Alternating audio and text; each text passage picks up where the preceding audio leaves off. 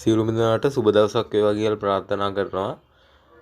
ඉතින් අපි Binance ගැන කතා කරන වීඩියෝ ප්ලේලිස්ට් එකේ Binance ගැන කතා කරපු වීඩියෝ ටික ඉවර කරලා තියෙන්නේ. ඒකේ තව සංකීර්ණ විදිහට ට්‍රේඩ් කරන අවස්ථා කීපයක් විතරක් ඉතුරුලා තියෙනවා. ඒව මම වෙනම වීඩියෝ එකකින් කියලා දෙන්නම්. ඒව දැනගන්න නම් අපිට ඊට කලින් මේ ටෙක්නිකල් ඇනලයිස් වල මූලික දේවල් ටික අනිවාර්යෙන් දැනගන්න ඕනේ. ඒ විදිහට ට්‍රේඩ් කරන්න නම්. ඉතින් මම අද ඉඳලා ටෙක්නිකල් ඇනලයිස් වල අපි දැනගන්න ඕන මූලික කාරණා ටික වීඩියෝ ටිකක් අද ඉඳලා මම ගේන්න බලාපොරොත්තු වෙනවා. මම ටෙක්නිකල් ඇනලයිස් වල මූලික දේවල් ටික විතරයි මේකෙන් ගේන්න බලාපොරොත්තු වෙන්නේ.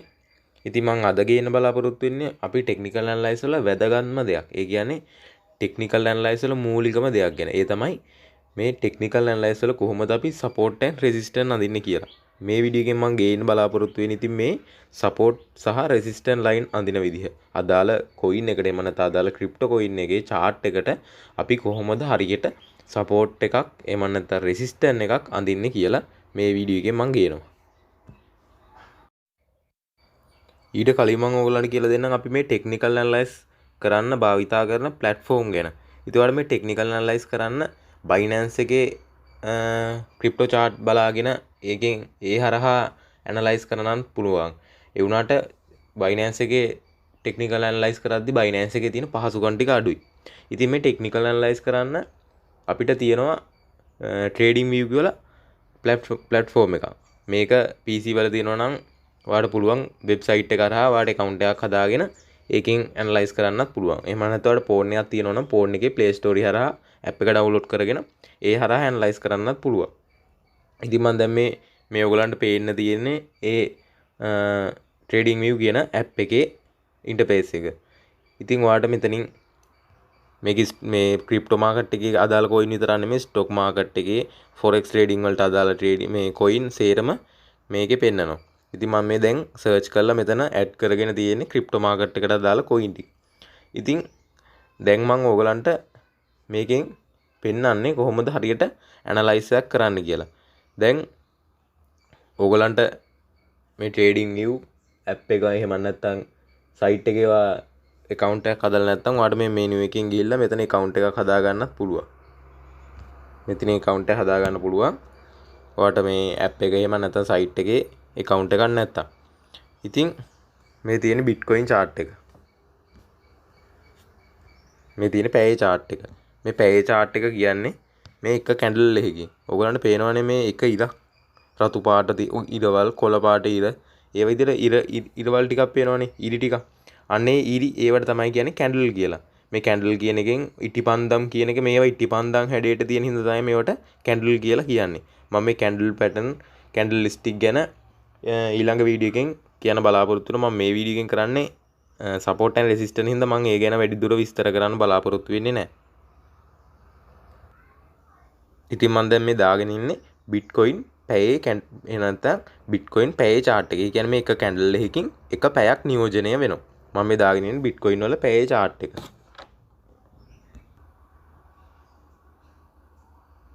හරි. දැන් ඕක තමයි trading view ගැන මට කියන්න තියෙන්නේ. ඕගලන් ඇනලයිස් කරනවා නම් අනිවාර්යයෙන් මේ trading view කියන app එක හරි එහෙම නැත්නම් ඔයා PC එකකින් කරනවා නම් trading view site එකේ account එකක් හදාගෙන trading view එකෙන් වැඩ කරන්න පටන් ගන්න. ඇනලයිස් කරනවා. ඔයාලට Binance එකෙන් ඇනලයිස් කරන්න පුළුවන්. ඒ වුණාට ඒකේ මේ trading view වල තියෙන තරම් පහසුකම් Binance එකේ chart වල නැහැ. මොකද Binance එකේ ප්‍රධාන වශයෙන් වෙන්නේ trade කරන එක විතරයි. එතන ඇනලයිස් කරන්න අපිට එච්චර පහසුකම් නැහැ. ඉතින් මම දැන් අද ඔයගලන්ට කියලා දෙනවයි කිව්වේ මම ටෙක්නිකල් ඇනලයිස් වල සපෝට් සහ රෙසිස්ටන්ට් අඳින විදිහ. මුලින්ම මම කියලා දෙන්නම් මේ සපෝට් සහ රෙසිස්ටන්ට් කියන්නේ මොනවද කියලා. ඉතින් මේ සපෝට් සහ රෙසිස්ටන්ට් zone වලට තියෙන තව නමක් වෙන්නේ සපෝට් zone වලට කියනවා ඩිමාන්ඩ් zone කියලා. ඒ කියන්නේ ඩිමාන්ඩ් zone ඉල්ලුම වැඩි වෙන zone එක. ඉල්ලුම වැඩි වෙන කලාපයක්. එතකොට රෙසිස්ටන්ට් zone වලට කියනවා රෙසිස්ටන්ට් ලයින් වලට කියනවා සප්ලයි zone එක. එතනදී සප්ලයි එක වැඩි වෙනවා. අදාළ coin එකට වෙන සප්ලයි එක ඒ zone එකේදී වැඩි වෙනවා. ඉතින් මේ ඩිමාන්ඩ් zone එකේ මම නැත්තම් සපෝට් zone එකේදී වෙන්නේ coin එකක් අප් වෙන්න පටන් ගන්නවා. එහෙම නැත්තම් coin එකක මිල වැඩි වෙන්න පටන් ගන්නවා. එතකොට resistance zone එකේ මම නැත්තම් supply zone එකේදී වෙන්නේ coin එක මිල පහළට යනවා. එහෙම නැත්නම් කොයින් එක මිල අඩු වෙන්න පටන් ගන්නවා. කොයින් එක මිල ඩවුන් වෙන්න පටන් ගන්නවා. ඔක වෙන්නේ මෙන්න මේ විදිහට. දැන් ඔයා හිතන්නකො මේ විදිහට අපිට ප්‍රයිස් රේන්ජ් එකක් තියෙනවා. මේ විදිහට ප්‍රයිස් රේන්ජ් එකක් අපිට තියෙනවා.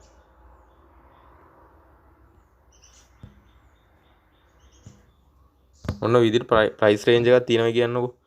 මෙහෙම හිතන්නකො දැන් මෙතන 24400 24000 කියලා හිතන්නකො මේ උඩ ලයින් එක.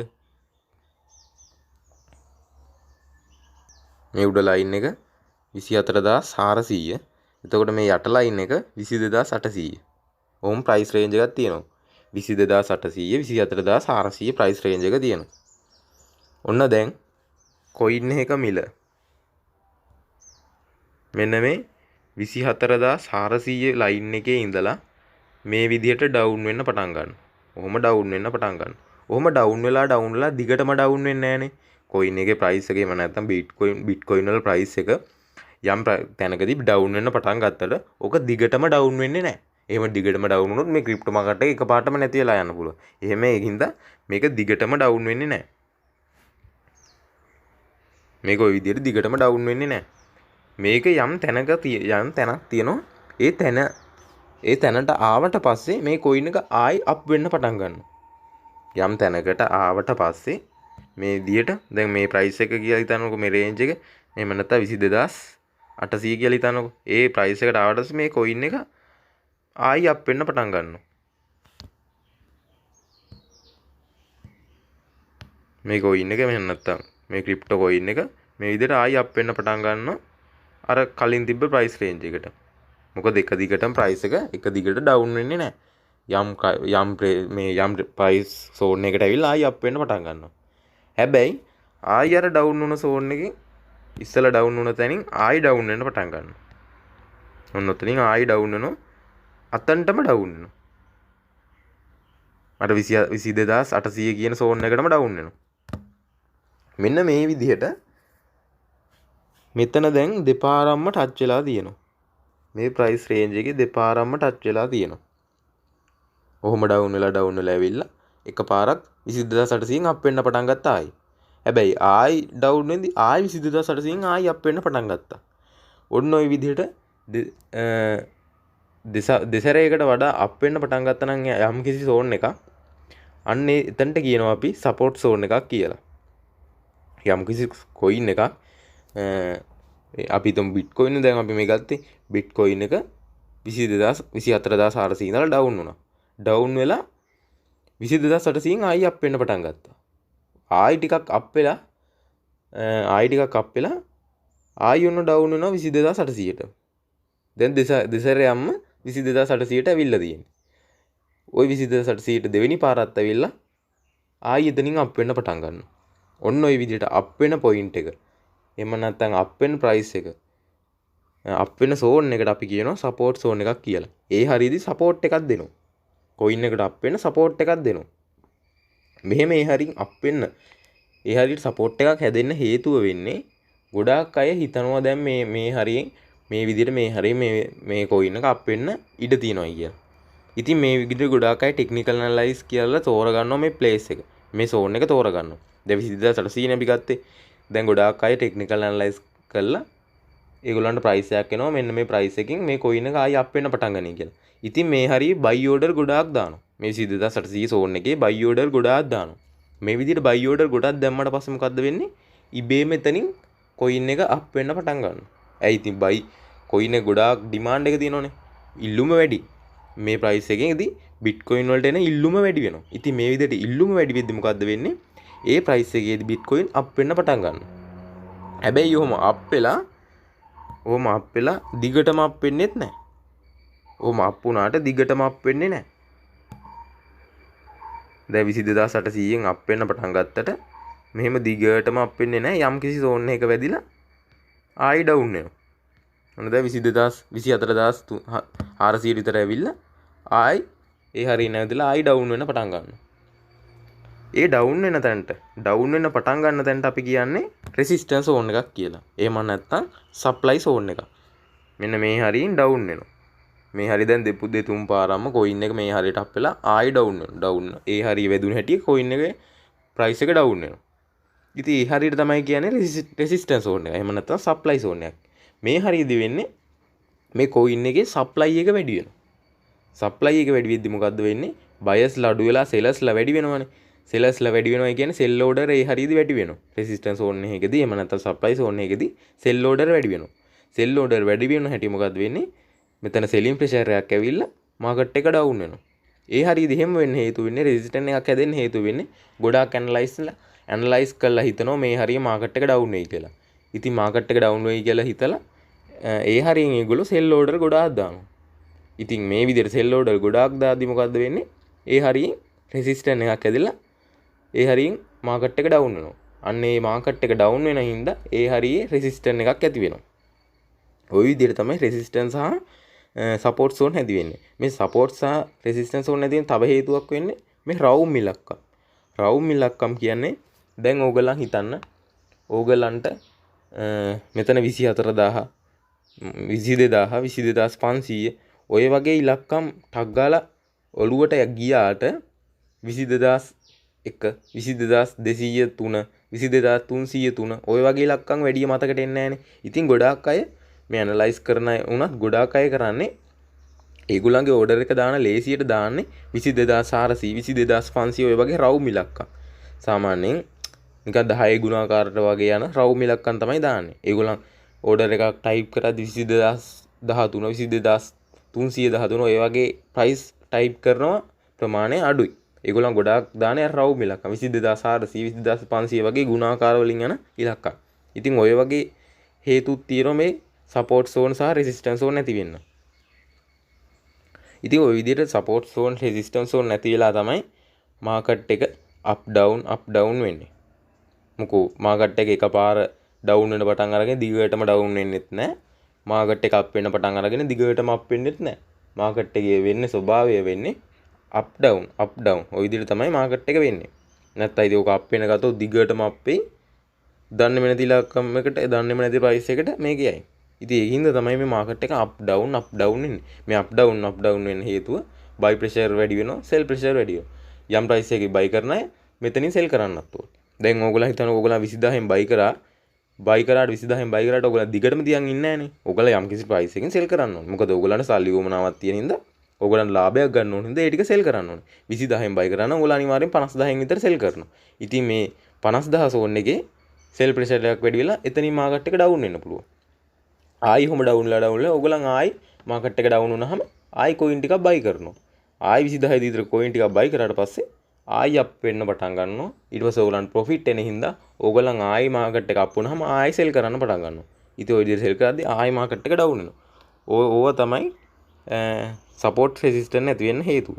සපෝට් එකකට කියනවා ඩිමාන්ඩ් සෝන් එක. මොකද ඒ හරියදී ඉල්ලුම වැඩි වෙනවා. අදාළ කොයින් එකට ඩිමාන්ඩ් එක ඉල්ලුම වැඩි වෙනවා. ඉතින් ඉල්ලුම වැඩි වෙද්දි මොකද්ද වෙන්නේ? බයි ප්‍රෙෂර් එක වැඩි වෙලා මාකට් එක අප් වෙන්න පටන් ගන්නවා. රෙසිස්ටන්ස් එකේදී මොකද්ද වෙන්නේ? සප්ලයි එක වැඩි වෙනවා. සප්ලයි එක වැඩි වෙනවා කියන්නේ ඒකේ සෙල් එක වැඩි වෙනවා. සෙලින් ප්‍රෙෂර් එක වැඩි වෙනවා. සෙලින් ප්‍රෙෂර් එක වැඩි වෙද්දි මාකට් එක ඩවුන් වෙන්න ගන්නවා. ඔය විදිහට දෙතුන් පාරක් මාකට් එකේ ඕක සිද්ධ වෙනවා. ඔය සපෝට් රෙසිස්ටන්ස් ඇතුළත තමයි මාකට් එක කිහිප වතාවක් කැරකෙන්නේ. හරි. දැන් ඕගොල්ලන් හිතන්නකෝ ඔය විදිහට දැන් අපි හිතමුකෝ මේ මැද සපෝට් ඇන්ඩ් රෙසිස්ටන්ස් බලන්න. මේ විදිහට මාකට් එක ඩවුන් වෙනවා. ඔය විදිහට මාකට් එක ඩවුන් වෙනවා. ආයි එතනින් සපෝට් එකක් අරගෙන එතනින් ආයි මාකට් එක අප් වෙන්න පටන් ගන්නවා. ආයි අතන රෙසිස්ටන්ස් එකේ වැදිලා ආයි මාකට් එක ඩවුන් වෙනවා. ඔය විදිහට ඩවුන් වෙනවා. ආයි සපෝට් එකේ වැදිලා මාකට් එක අප් වෙනවා. දිගටම ওই ප්‍රයිස් රේන්ජ් එකේ ඔහොම වෙන්නේ නැහැ. එහෙම වුණොත් දිගටම ප්‍රයිස් එක තියෙන්නේ ওই සපෝට් එකේ ওই රෙසිස්ටන්ස් එකේ. යම් කිසි තැනක් තියෙනවා. යම් කිසි තැනකදී මේ සපෝට් එක බ්‍රේක් වෙන්න පුළුවන්. ඔහොම දෙතුන් පාරක් හතර පාරක් විතර මේ සපෝට් එක සපෝට් කළා. මේ සපෝට් එකට දෙතුන් පාරක් රෙස්පෙක්ට් කළාම දැන් මේක 23000 සපෝට් එකනේ. ඔයගොල්ලන්ට මෙතන ප්‍රයිස් එක පේනවා 23000. මේක 23,000 සපෝට් එක. 23,000 සපෝට් එක මේක. දැන් දෙතුන් පාරම 23,000 සපෝට් එකේ වැදුනා. මාකට් එක 23,000 සපෝට් එකට ඇවිල්ලා අප් වුණා දෙතුන් පාරම. හැබැයි යම් කිසි තැනකදී මේ 23,000 සපෝට් එක ස්ට්‍රෝං අඩු වෙනවා. මම මේ 23,000 24,000 25,000 ගන්න උදාහරණයකට විතරයි ඔයගොල්ලන්ට පොඩ්ඩක් කියලා දෙන්න. යම් කිසි තැනකදී මේ 23,000 සපෝට් එක බ්‍රේක් වෙනවා. එතනදී මේ සපෝට් එක ස්ට්‍රෝං අඩු වෙනවා. අන්න එතකොට මොකද්ද වෙන්නේ? මේ සපෝට් එක බ්‍රේක් කරගෙන මාකට් එක තවත් ඩවුන් වෙනවා. මේ සපෝට් එකට රෙස්පෙක්ට් නොකර මාකට් එක තවත් ඩවුන් වෙනවා. මොකද මේක දෙතුන් පාරක් එම නැත්නම් හතර පාරක් විතර මේක සපෝට් කරාට පස්වෙනි පාර සමහරවිට සපෝට් නොකර මේක බ්‍රේක් වෙන්න පුළුවන්. එතකොට මොකද්ද වෙන්නේ? මාකට් එක ඒ සපෝට් එක බ්‍රේක් කරගෙන යටටම වැටෙනවා. මෙතනින් මෙහෙම මාකට් එක යටටම වැටෙනවා. ඊළඟට අලුතෙන් සපෝට් එකක් ඇති වෙනවා 22,000 විතර. 22,000 ප්‍රයිස් එකේදී විතර අලුතෙන් සපෝට් එකක් ඇති වෙනවා. දැන් මොකද්ද වෙන්නේ? දැන් අලුතෙන් 22,000 සපෝට් එකක් ඇති වෙලා දැන් අර 23,000 තිබ්බ සපෝට් එක රෙසිස්ටන්ට් එකක් විදිහට වැඩ කරනවා. දැන් මාකට් එක 23,000ට අප් වෙනවා. දැන් 22,000ට ඩවුන් වෙන අලුතෙන් සපෝට් එකක් 22,000 තියෙනවා. දැන් අර කලින් සපෝට් එකක් විදිහට වැඩ කරපු රෙසිස්ටන්ට් එක එමන් නැත්තම් 23,000 සෝන් එක කලින් සපෝට් එකක් විදිහට වැඩ කරපු එක දැන් රෙසිස්ටන්ට් එකක් විදිහට වැඩ කරනවා. ඕකට තමයි කියන්නේ සපෝට් රෙසිස්ටන්ට් ෆ්ලිප් වෙනවා කියලා. සපෝට් රෙසිස්ටන්ට් උතනදී මාරු වෙන එකක් වෙන්නේ. මාරු වෙන එක කියන්නේ ඇත්තටම මෙතනදී දැන් සපෝට් එකක් තිබ්බ දැන් කලින් සපෝට් එකක් විදිහට තිබ්බ එක දැන් මොකද්ද වෙලා තියෙන්නේ? රෙසිස්ටන්ට් එකක් වෙලා. අලුතෙන් සපෝට් එකක් ඇති වෙලා. ඕකට තමයි කියන්නේ සපෝට් රෙසිස්ටන්ට් ෆ්ලිප් වෙනවා කියලා. දැන් අර සපෝට් එකේ ස්ට්‍රෝං බව අඩු වෙලා ඒක කඩාගෙන එහෙම නැත්නම් ඒක බ්‍රේක් කරගෙන 22,000 කියන අලුත් සපෝට් එකක් ආවා. අලුත් සපෝට් එකකට ආවා. එතනටම මාකට් එක ඩවුන් වෙලා දැන් මොකක්ද උනේ? 22,000 සපෝට් එක අරගෙන 23,000 කියන කලින් සපෝට් එක දැන් අලුතෙන් රෙසිස්ටන්ට් එකක් කියලා 23,000 මාකට් එක ආයි ඩවුන් වෙන ගන්න 22,000ටම. දැන් මොකක්ද වෙලා තියෙන්නේ? කලින් සපෝට් එකක් විදිහට වැඩ කරපු එක දැන් රෙසිස්ටන්ට් එකක් විදිහට වැඩ කරලා අලුත් සපෝට් එකක් වැඩ කරනවා. ඕකට තමයි කියන්නේ මාකට් එකේ සපෝට් රෙසිස්ටන්ට් ෆ්ලිප් වෙනවා කියලා. දැන් අර කලින් සපෝට් එකක් විදිහට වැඩ කරපු එක දැන් මොකක්ද වෙලා තියෙන්නේ? රෙසිස්ටන්ට් එකක් වෙලා. 23,000 දැන් කලින් උනේ 23,000 තිබ්බේ කලින් සපෝට් එකක්. දැන් ඒ සපෝට් එක බ්‍රේක් කරගෙන 22,000 අලුතෙන් සපෝට් එකක් හැදිලා අර 23,000 තිබ්බ සපෝට් එක දැන් රෙසිස්ටන්ට් එකක් වෙලා. මොකද මාකට් එකේ එකම ප්‍රයිස් රේන්ජ් එකේ හැම වෙලෙම කරකින්නේ නැහනේ. ඕක වෙනස් වෙන්න පුළුවන් නේ. ඔය වගේම තමයි ඔගේ අනිත් එක. දැන් හිතන්නකො මෙහෙම. මෙතන රෙසිස්ටන්ට් එක 24,000 රෙසිස්ටන්ට් එක. මෙන්න මේ රෙසිස්ටන්ට් එක. මෙන්න මේ 24,000 රෙසිස්ටන්ට් එක දෙපාරක්ම ටච් කරා. මේ 24,000 රෙසිස්ටන්ට් එකට දෙපාරක්ම මේ 24,000 රෙසිස්ටන්ට් එකට දෙපාරක්ම රෙස්පෙක්ට් කළා. හැබැයි ඕක යම්කිසි තැනකදී ඕක බ්‍රේක් වෙනවා. ඕකේ ස්ට්‍රෝං බව අඩු වෙනවා. එතකොට මොකද්ද වෙන්නේ? මේක බ්‍රේක් කරගෙන මේ රෙසිස්ටන්ට් එක බ්‍රේක් කරගෙන මාකට් එක අප් වෙනවා. මාකට් එක අප් වෙනවා 25,000 අලුතෙන් රෙසිස්ටන්ට් එකක් ඇති වෙනවා. මේක 25,000 සෝන් එක. 25,000 රෙසිස්ටන්ට් එක තමයි මේක. දැන් අලුතෙන් රෙසිස්ටන්ට් එකක් ඇති වුණා. මෙතන කලින් රෙසිස්ටන්ට් එක තිබ්බේ 24,000. දැන් අලුතෙන් රෙසිස්ටන්ට් එකක් ඇවිල්ලා 25,000ට. දැන් මොකද්ද වෙන්නේ? අර 24,000 රෙසිස්ටන්ට් එක දැන් සපෝට් එකක් විදිහට වැඩ කරනවා. මොන දැන් 25,000 රෙසිස්ටන්ට් එකේ වැදිලා දැන් 24,000 සපෝට් එකක් ගන්නවා. මොන දැන් 24,000 මාකට් එක අප් වෙන්න ගන්නවා. මොකද්ද වෙලා තියෙන්නේ? කලින් රෙසිස්ටන්ට් එකක් විදිහට වැඩ කරපු දැන් සපෝට් එකක් විදිහට වැඩ කරනවා. අර විදිහටම තමයි. ඔන්න මෙතනට ඩවුන් වුණා. ඔන්න දැන් 24,000 සපෝට් එක ගත්තා. 24,000 සපෝට් එක ගත්තා. මාකට් එක අප් වුණා. ඕකට තමයි කියන්නේ සපෝට් රෙසිස්ටන්ට් ෆ්ලිප් වෙනවා කියලා. දැන් සපෝට් එකක් තියෙන එකක් ඊළඟට රෙසිස්ටන්ට් එකක් වෙන්න පුළුවන්. දැන් රෙසිස්ටන්ට් එකක් තියෙන එකක් ඊළඟට සපෝට් එකක් වෙන්න පුළුවන්. සපෝට් රෙසිස්ටන්ට් ෆ්ලිප් වෙනවා. මොකද එකම ප්‍රයිස් රේන්ජ් එකේ දිගටම මාකට් එක තියන්නේ නැහනේ. ඕක යම්කිසි තැනකදී ඕක බ්‍රේක් වෙලා වෙන ප්‍රයිස් රේන්ජ් එකකට ඇතුල් වෙන්න පුළුවන්. එතකොට තමයි අලුතෙන් සපෝට් එහෙම නැත්නම් අලුතෙන් රෙසිස්ටන්ට් නැති වෙනවා. එතකොට දැන් සපෝට් එකක් තියෙන එකක් අලුතෙන් ඇති වෙන එකේ රෙසිස්ටන්ට් එක වෙන්න පුළුවන්. දැන් රෙසිස්ටන්ට් එන එකක් දැන් අලුතෙන් ඇති වෙන එකේ සපෝට් එකක් වෙන්න පුළුවන්. මම හිතනවා ඕක තේරෙන්නේ නැති කියලා. ඔය සපෝට් රෙසිස්ටන්ට් ෆ්ලිප් වෙන එක පොඩ්ඩක් මාකට් එකේ හැම වෙලෙම වගේ වෙන දෙයක්. සාමාන්‍යව පැය එකක් දාගත්තොත් පැය chart එක දාගත්තොත් ඕක පැය 4න් 4 වගේ ඔය දේ වෙන්න පුළුවන්. මාකට් එකේ ඔය දේ වෙන්න පුළුවන්. ඒ හින්දා සපෝට් රෙසිස්ටන්ට් ෆ්ලිප් වෙන එක හොඳට මතක තියාගන්න. දැන් ඔයගොල්ලන් දන්නවා සපෝට් රෙසිස්ටන්ට් කියන්නේ මොකක්ද කියලා. දැන් මම ආයෙ සරලව කියන්න සපෝට් එකක් කියන්නේ ඩිමාන්ඩ් සෝන් එක. එතනදී මේ කොයින් එකට අදාළ මේ ඩිමාන්ඩ් එක වැඩි වෙනවා, ඉල්ලුම වැඩි වෙනවා. ඉල්ලුම වැඩි වෙනවා කියන්නේ බයි ඕඩර් වැඩි වෙනවා. බයි ඕඩර් වැඩි වෙනකොට බයි ප්‍රෙෂර් එක වැඩිලා මාකට් එක අප් වෙන්න පටන් ගන්නවා. එතනින් සපෝට් එකක් ගන්නවා. රෙසිස්ටන්ට් එකක් කියන්නේ මොකද්ද? සප්ලයි සෝන් එක. සප්ලයි සෝන් එකේ මොකද්ද වෙන්නේ? සප්ලයි එක වැඩි වෙලා සෙල් ප්‍රෙෂර් වැඩි වෙනවා. එහෙම නැත්නම් සෙල් ඕඩර් වැඩි වෙනවා මේ ප්‍රයිස් එකේදී. එතකොට මොකද්ද වෙන්නේ? සෙලින් ප්‍රෙෂර් එක වැඩි වෙලා මාකට් එක ඩවුන් වෙන්න ගන්නවා. එතනදී මොකද්ද වෙන්නේ? රෙසිස්ටන්ට් වෙනවා. ප්‍රතිරෝධයක් ඇති වෙනවා. එතකොට මාකට් එක ඩවුන් වෙනවා. සපෝට් එකේදී මාකට් එක අප් වෙනවා. රෙසිස්ටන්ට් එකේදී මාකට් එක ඩවුන් වෙනවා. ඕක තමයි සරලවම වෙන්නේ. ඊළඟට සපෝට් රෙසිස්ටන්ට් ෆ්ලිප් වෙන එක. ෆ්ලිප් වෙන එකේදී වෙන්නේ මොකද්ද? දැන් සපෝට් එකක් විදිහට වැඩ කරන එකක් ඊළඟට රෙසිස්ටන්ට් එකක් විදිහට ඇති වෙන්න පුළුවන්.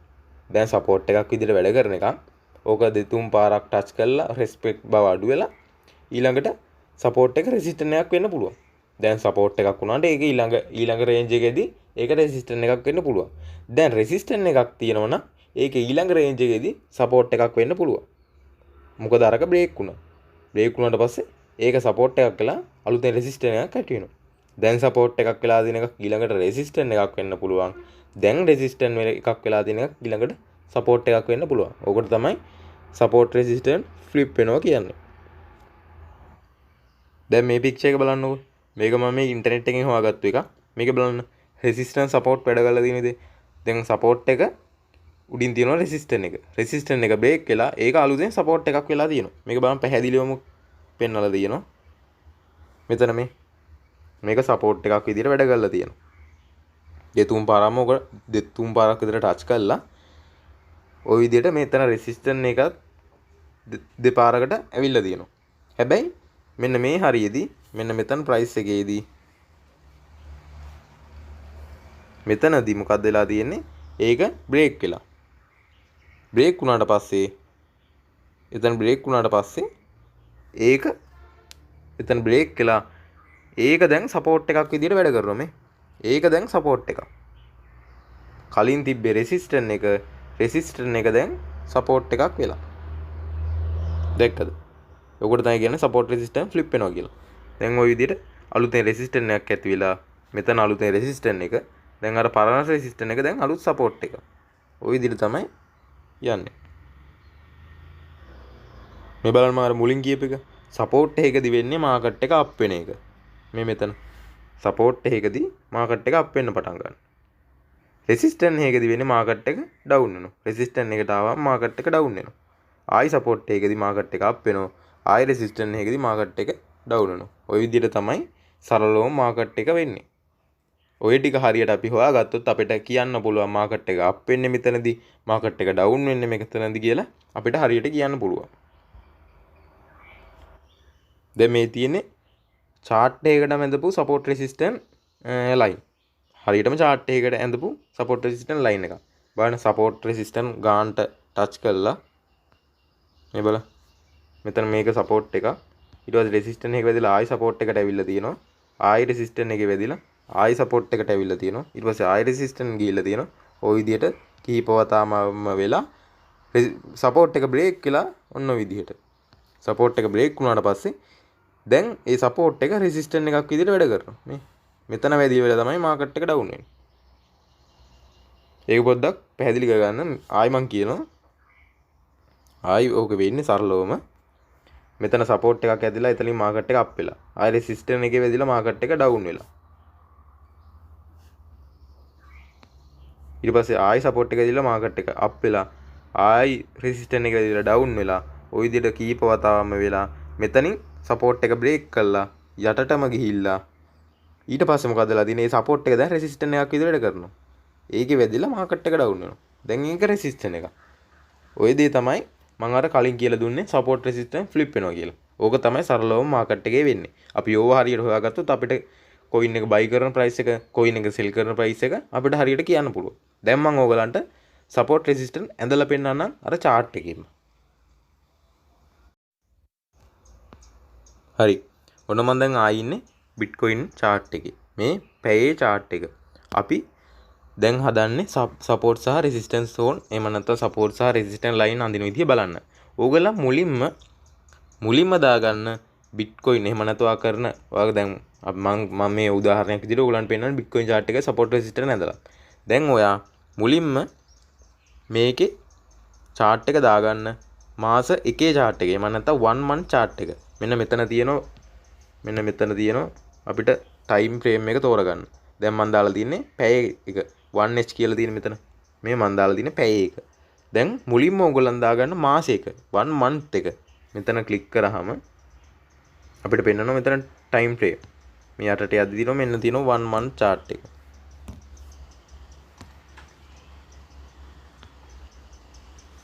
මේදි 1 month අන්න ඒක මුලින්ම දාගන්න ඒක. අපි කරන්නේ 1 month එකට 1 month chart එකට resistance සහ support අඳින එක. ඔන්න දැන් chart එක. දැන් මම ඕගලන්ට කියලා දීලා තියෙන්නේ support එකක් කියන්නේ මොකද්ද කියලා. support එකකදී වෙන්නේ මොකද්ද? support එකකදී වෙන්නේ market එක up වෙන්න පටන් ගන්න එක. දැන් අපි මෙතනින් හොයාගන්න ඕනේ market එක කොතනද up වෙලා තියෙන්නේ කියලා. දැන් මම ඕගලන්ට පොඩ් කිහිපයක් පෙන්නන්න market up වෙලා තියෙන තැන. market එක මෙන්න මෙතනින් up වෙන්න පටන් අරන්. ආයි මෙතනින් up වෙන්න පටන් අරන්. ආයි මෙතනින් up වෙන්න පටන් අරන්. ආයි මෙතනින් up වෙන්න පටන් අරන්. ඕවට කියනවා අපි support zone කියලා. ඔන්න ඔය හරියෙන් අපි අඳින්න ඕනේ දැන් support line ටික. දැන් ඔයාලට මතකයි මම පෙන්නපු support area ටික. දැන් මෙන්න මෙතන pencil එක ක්ලික් කරලා මෙන්න මේක ක්ලික් කරලා තමයි අපි අඳගන්නේ. මෙන්න මේක ක්ලික් කරලා. මේ ක්ලික් කරාම අපිට පෙන්නනවා. අපි දැන් මෙන්න මේක යටට ගියාම පෙන්නනවා අපිට. මෙන්න මෙතන මේ horizontal line කියන එක ක්ලික් කරා. මෙන්න මේක. ඒක ක්ලික් කරාට පස්සේ අපිට මේක ගෙනහිල්ලා අපි දැන් මේක අප් වෙන්න පටන් ගත්ත තැනකින් ලයින් එකක් ගහනවා. ඔන්න මෙතන අප් වෙන්න පටන් ගන්න තියෙනවා. මෙන්න මේ ප්‍රයිස් එකේ. ඔන්න දැන් එතනින් ලයින් එකක් වැදුණා. මේවර මෙතනින් පස්සේ මාකට් එක අප් වෙන්න පටන් අරන්.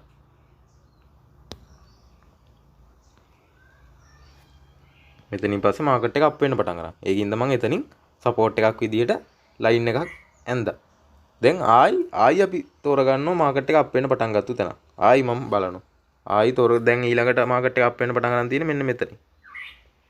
දැන් එතනින් තව එකක් ගහ ගන්න.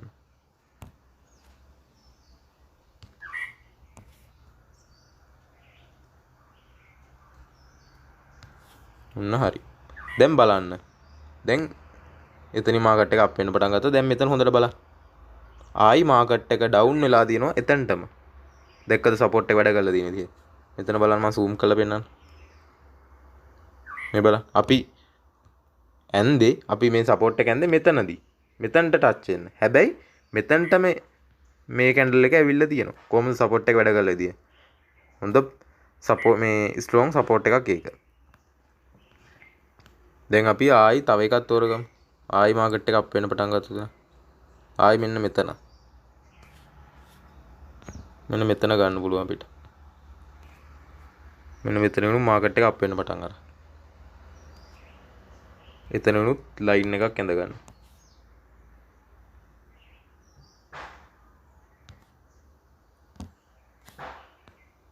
අන්න දැක්කද දැන් ඉබේටම රෙසිස්ටන්ට් එකකුත් ඇඳුණා. දැන් බලන්න. අපි මෙතන මේකට සපෝට් එකක් ඇන්දේ. මෙතනින් මාකට් එක අප් වෙන්න පටන් ගත්ත හින්දා අපි ඒකට සපෝට් එකක් ඇන්දේ. ඒ වුණාට දැන් අපි දන්නේම නැතුව කලින් ඒවට රෙසිස්ටන්ට් එකකුත් ඇඳිලා. මේ බලන්න.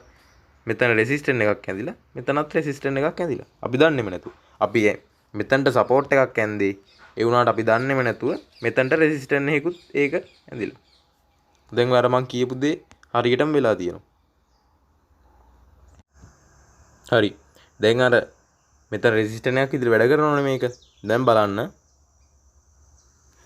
දැන් මේක මේ ලයින් එක රෙසිස්ටර් එකක් විදිහට වැඩ කරනවනේ. සමහර විට මේ දැන් යන මාකට් එක මෙතන රෙසිස්ටර් එකටම ඩවුන් වෙලා එතනින් පස්සේ අප් වෙන්න පුළුවන්. දැන් ඒකනේ ගොඩක් අය කියන්නේ සමහර විට මාකට් එක 10 විතර ඩවුන් වෙන්න පුළුවන් කියලා. 10 15 විතර ඩවුන් වෙන්න පුළුවන් කියන්නේ මෙන්න මේ හේතු හින්දා. මෙතන රෙසිස්ටර් එකක් තියෙන හින්දා. ඒ රෙසිස්ටර් එක මේ සැරේ සමහර විට සපෝට් එකක් විදිහට වැඩ කරන්න පුළුවන්. ඒ හින්දා තමයි ගොඩක් අය 15000 විතර ඩවුන් වෙලා මාකට් එක අප් වෙයි කියලා කියන්නේ. ඊට පස්සේ අපි දැන් බලමු තව සපෝට් එකක් අපිට මෙන්න මෙතනින් අඳින්න පුළුවන්. මෙන්න මේ ප්‍රයිස් දෙකේ සපෝට් එකක් අඳින්න පුළුවන්.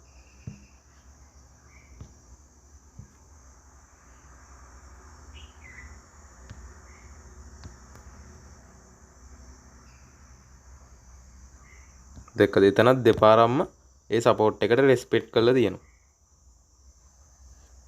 මේ දෙපාරක්ම එතන රෙස්පෙක්ට් කරලා තියෙනවා. ඊට පස්සේ සපෝට් එච්චරයි. දැන් අපි රෙසිස්ටන්ස් අඳිමු. මෙතනින් අපිට රෙසිස්ටන්ස් එකක් අඳින්න පුළුවන්. මෙතනින් පස්සේ මාකට් එක ඩවුන් වෙලානේ. මෙන්න මේ ප්‍රයිස් එකෙන් පස්සේ මාකට් එක දෙපාරක්ම ඩවුන් වෙලා. ඒ හින්දා අපි එතනින් රෙසිස්ටන්ස් එකක් අඳිමු. ඔන්න මේ ප්‍රයිස් එකෙන් අපි රෙසිස්ටන්ස් එකක් ඇඳලා. රෙසිස්ටන්ස් එකක් ඉඳන් මම එතන ලේසියෙන් රතු පාටින් මාක් කරනවා. ඔන්න දැන් අපි 1 month chart එකට support resistance නැන්දා. 1 month chart එකට support resistance ඇඳලා තියෙන්නේ. දැන් අපි ඊට වඩා අඩු time frame එකකට support resistance අඳිනවා. ඒ කියන්නේ දැන් අපි 1 month එකට ඇඳේ අපි සතියේකට දාමු. 1 week එකට. 1 week එකට support resistance අඳිමු. මොන දැන් 1 week එකේ අපි ඉන්නේ. දැන් මේකේ අපි support resistance හොයමු. අපිට මේකේ මෙන්න මේ හරිය resistance එකක් අඳින්න පුළුවන්. මෙන්න මේ හරියෙන් වගේ මෙතන තියෙනවා මෙතන තියෙනවා මෙතන තියෙනවා. එතනින් අපිට රෙසිස්ටන්ස් එකක් අඳින්න පුළුවන්. ඕක හරියටම ටච් නොකරට ටිකක් ළඟින්ම වගේ යනවනම් ඇන්දට ප්‍රශ්නයක් නැහැ. ඔන්න ඔය හරියෙන් වගේ අඳින්න පුළුවන් රෙසිස්ටන්ස් එකක්.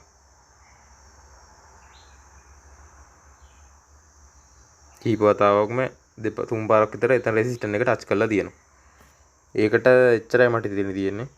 ඊළඟට අපි ඊට වඩා අඩු ටයිම් ෆ්‍රේම් එකකට අඳිනවා. දැන් 1 week එකට සතියේකට ඇඳලා දැන් අපි 1 day එකට දවසේ කැන්ඩල් තියෙන chart එකට.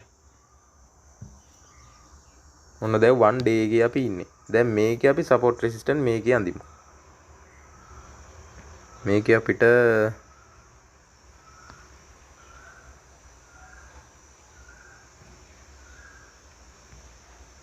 මෙන්න මේ හරියෙන් පුළුවන්. මෙන්න මේ හරිය බලන්න. මේ ටික සපෝට් විදිහට වැඩ කරලා තියෙනවා. මේ ටික රෙසිස්ටන්ස් විදිහට වැඩ කරලා තියෙනවා. මොන දැන් අපි සපෝට් එක අඳිමු. මේ හරිය සපෝට් විදිහට වැඩ කරලා තියෙනවා. ආයි මේ හරිය රෙසිස්ටන්ස් විදිහට වැඩ කරලා තියෙනවා.